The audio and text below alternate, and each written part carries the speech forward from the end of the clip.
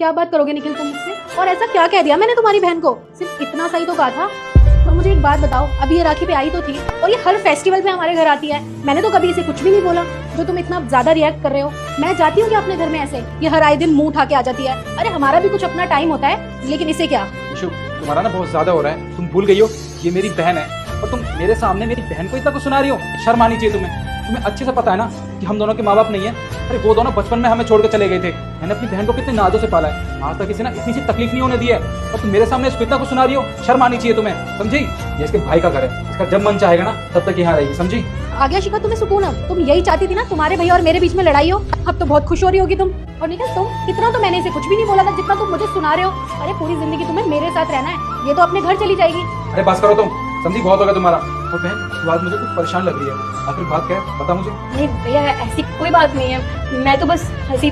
देख शिखा, मैं तेरा भाई हूँ और मुझे साफ पता चल रहा है तेरे साथ ना कुछ जरूर हुआ है। देख तू मुझे बता सकती है। भैया मेरे ससुराल वालों ने मेरा जीना हराम कर दिया है। वो आए दिन मुझे ताने देते हैं और ये तो मुझे आए दिन पीटते हैं। ये तो मैं ही जानती हूँ कि मैं उस घर में रहना कैसे बर्दाश्त कर रही हूँ। कभी कभी तो मन करता है कि अपनी जान दे दूँ, लेकिन फिर मुझे आपकी याद आ जाती है। आपके बारे में सोचती हूँ तो रुक जाती हूँ, इसलिए आज आपसे मिलने आई थी। लेकिन ये सब देख के मुझे लगता नहीं है कि अब मैं यहाँ पे रह सकती हूँ। भैया आप प्लीज मुझे रोकिए मत, मुझे यहाँ से जाने दीजिए, मैं आपके हाथ जोड़ती हूँ। मैं नहीं चाहती कि मेरी वजह से आप दोनों के बीच और लड़ाइयाँ हो, प्लीज भैया।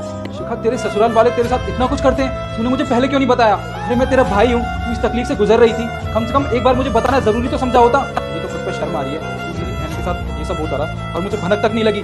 और तुम क्या कह रही थी? इसका जब मन चाहता है तो यहाँ पे आ जाती है। हाँ अरे ऐसे घूमने ही नहीं आती, इसको तकलीफ होती है अपने ससुराल में, इसलिए वो यहाँ पे आती है अपने भाई के पास। अगर एक बहन को तकलीफ होगी तो अपने भाई के पास, अपने मायके ही तो आएगी ना, और कहाँ जाएगी बताओ तुम? अगर तुम्हारे साथ ये सब कुछ होता तो तुम क्या करती? हाँ तुम तो चली जाती ना अपने मायके मुझसे बिना कुछ कहे। फिर तुमने ये कैसे सोच लिया कि मेरी बहन ऐसे ही इस घर पे आ जाती है? तुम्हें शर्म आनी चाहिए ईशु। और बहन मुझे तेरी राखी की कसम है, मैं कल सुबह ही तेरे ससुराल जाऊंगा और वहाँ पे तेरे पति से और तेरे सास ससुर से बात करूंगा। अगर वो आसानी से मानते तो ठीक है, वरना मैं उनको कोर्ट तक ले जाऊंगा और हाँ तेरा और तेरे पति का डिवोर्स कर दूंगा। उसके बाद तुझे अपने साथ इस घर में रखूंगा। उसके बाद देखता हूँ कौन तुझे यहाँ पे रहने से रोकता है। हाँ शिखा मुझे माफ कर दो, अगर तुमने मुझे पहले ये सब बताया होता तो ये सब नहीं होता।